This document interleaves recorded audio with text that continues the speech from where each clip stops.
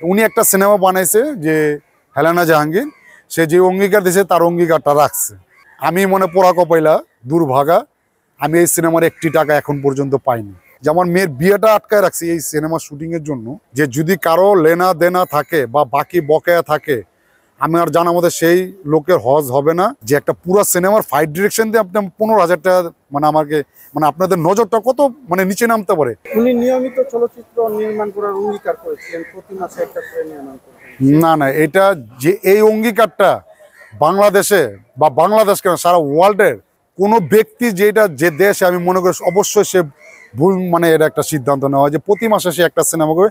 এরকম কোনো ব্যক্তি আমি আজ পর্যন্ত দেখি নাই, শুনে আসছি, দেখি নাই। উনি একটা সিনেমা বানাইছে যে হেলেনা জাহাঙ্গীর, সে যে অঙ্গীকার দিয়েছে তার অঙ্গীকারটা রাখছে। অঙ্গীকারটা রাখছে, সে সিনেমা নির্বাচনের পর্বে সে একটা সিনেমা বানাইছে, সিনেমাটির নাম হলো গোয়ার। কিন্তু দুঃখের বিষয়, আমি মনে পোড়া কপাইলা দুর্ভাগা, আমি এই সিনেমার একটি টাকা এখন পর্যন্ত পাইনি। আমি একটি টাকা, মানে বলে না যে একটা কানাকড়ি পয়সা আমি পাইনি। আমি ডিরেক্টর আমাদের রকিবুল আলম রকিব ভাই, ওনাকে ফোন দিচ্ছি অনার্গল, উনি ফোন রিসিভ করে না। আপনাকে টাকা না দেওয়ার কারণটা যদি একটু বলতেন, কি কত টাকা পান, কেন আপনাকে আমি কত টাকা পাই কি আমি বলি, আমি এই সিনেমাটা পুরোটা সিনেমা ফাইট ডিরেকশন দিয়েছি, আমি কনমেসটা পর্যন্ত পাইনি। এখন যে টাকাটা আমি যে কেন পাই না, মানে কার কাছে জিজ্ঞেস করলাম সেই লোকই তো আমি পাইছি, কেউ তো ফোনই রিসিভ করতেছেন আমার। না, হেলেনা জাহাঙ্গীর আপাকে আমি হোয়াটসঅ্যাপ করলাম, মেসেজ করলাম, বলতেছে যে উনি হজে আছে। তো একটা হজ যাত্রী, যে তাকে তো অবশ্যই ডিস্টার্ব করা উচিত না, এটা বেআইনসাফি দেখা যায়। তো তখন ওনাকে বললাম যে আপু, আমি আপনার সাথে কিছু কথা ছিল। তো পরে বললো যে ভাইয়া, আমি তো হজে আছি, আমার 1 মাস সময় লাগবে, তে আমি আসলে বা আপনার সাথে কথা বলুন। কিন্তু এখনো ওনাকে ফোন দেওয়া হয় না, বা ওনার যে আছে যে আমাদের শ্রদ্ধেয় আমার প্রিয় একটা অভিনেতা, আমার প্রিয় একটা ভাই রাসেল মিয়া, আমি খুব ভালোবাসি ওই ছেলেটাকে, আমি ওর সাথে যোগাযোগ করি। রাসেলকে আমি গত পরশুদিনও ফোন দিছি, রাসেল কি হইলো, কয় ভাইয়া এটা ডিরেক্টর সাহেব আর আপার সাথে বসবে, তাই আপনার টাকাটা দিয়ে দেবে। তা টাকাটা দিয়ে দিবে। তো এখন আমি আজকেও ডিরেক্টর সাহেবকে 3 থেকে 4 বার ফোন দিলাম, আমার ডিরেক্টর সাহেব ভদ্রলোক ফোন ধরতেছে না। এখনও দেখলাম আপনার ক্যামেরা পিস দিয়ে আমার ডিরেক্টর সাহেব গেল, যাক দেখলাম একটা মিষ্টি হাসি দিল।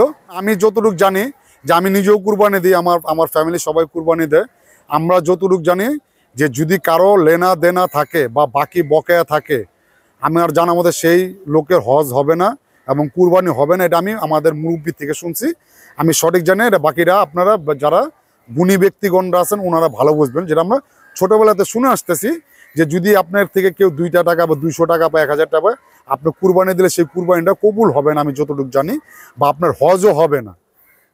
কত টাকা পান আপনি? এখন কত টাকা পাই কি আমি সেটা সঠিক বলতে পারবো না। যে আমি ফাইটে, যেমন আমার যে ডিরেক্টর, আমি ডিরেক্টরকে আমি খুবই ভালোবাসি, এবং আমার সেই ডিরেক্টর আমাকে অত্যন্ত ভালোবাসে, ছোট ভাই হিসাবে আমাকে অনেক ভালোবাসে। তা আমার সাথে তার কোনো কন্ট্যাক্ট হয় নাই কিন্তু, যে আমাকে কত দেবে। তা আমার কথা আমি জিজ্ঞেস করলাম। দুঃখের বিষয় যে এইটা, যে আমার মেয়েটাকে বিয়ে দিছি 1 বছর আগে, মানে আপনার মেয়েটার হাজব্যান্ড দেশের বাইরে থাকে, তো মেয়েটার হাজব্যান্ড দেশের বাইরে থেকে আসছে। তা আসার পরে 7 তারিখ আসছে, আপনি 2 মাস আগে তা আসছে। তো আমি আমার ডিরেক্টর সাহেবকে, রাকিব ভাইকে বললাম যে ভাইয়া, তা আপনি যে শুটিং রাখছেন, তা আমার তো মেয়ের জামা আসছে, আমার মেয়ের জামাকে তো উঠাই দিতে হবে মেয়েটাকে, আপনি কিছুদিন পরে দেন, আপনার টাকা পয়সার তো প্রয়োজন আছে। আমি হ্যাঁ। তা আমি কি করলাম ভাই, শুটিংটা শেষ করলাম, ওনাদের পুরো সিনেমাটা শেষ করলাম। তা আমি বললাম টাকা দেন, বলো টাকাটা আপনার মেয়ের বিয়ের সময় নেন। তাহলে আমিও খুশি। তো ঠিক আমার মেয়ের বিয়ের আমি ডেট করলাম 17 তারিখ, যে উঠাই দেবো, প্রায় 50-60 জন, আর আগেও চলন গেছে দিব। এখন সেই মুহূর্তে সেই ভদ্রলোক আমাকে, আমার ডিরেক্টর সাহেব আমাকে রাতের 1:30টার সময় 1টার সময় আমাকে 10,000 টাকা হাতে, যে এই টাকাটা নেন।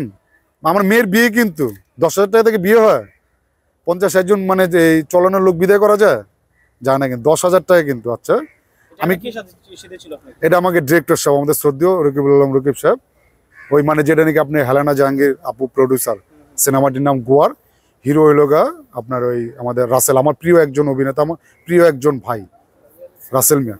তো তখন আমাকে 10,000 টাকা সাধলো। তো তখন আমি জিজ্ঞেস করলাম যে ভাই 10,000 টাকা কিসের, ম্যানেজারকে দিল, আমি নিয়ে নিয়ে ডিরেক্টর সাহেবের সামনে গেলাম, বললো যে আমাকে আমার পেমেন্ট কত। তো তখন উনি আমাকে বললো যে আপনি 10,000 টাকা নিয়ে যান, কালকে বিকাশ আপনাকে 5,000 টাকা পাঠাবেন, বিকাশে তো আপনি আজীবনও পাঠাবেন না।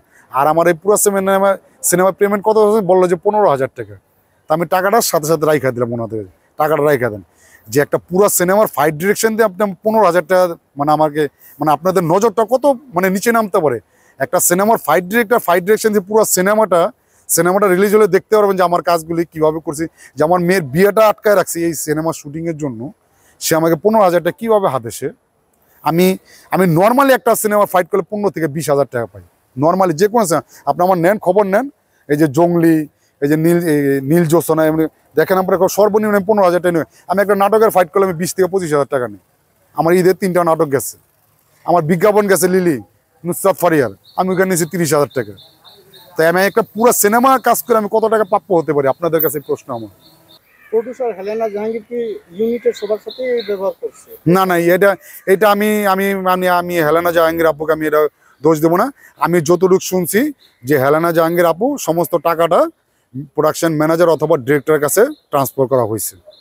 ওনাকে আমি এই বিষয়ে দোষ দিব না, কারণ উনি জানেই না যে কে কত টাকা নিচ্ছে।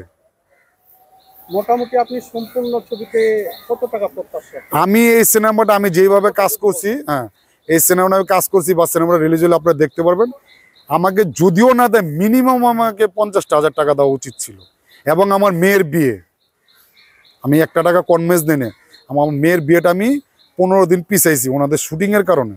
তো তাদের তো এই মানবিকতা মানে বিবেকটা রাখা উচিত ছিল যে আমার মেয়ের বিয়েটা আমি অপরেখা, এবং আমি পরের দিন আমি শিডিউল রাখছি যে আসবে, আমি বাজার সদাই করব, সেই ক্ষেত্রে আমাকে রাতে সে 10,000 টাকা কীভাবে দেয়।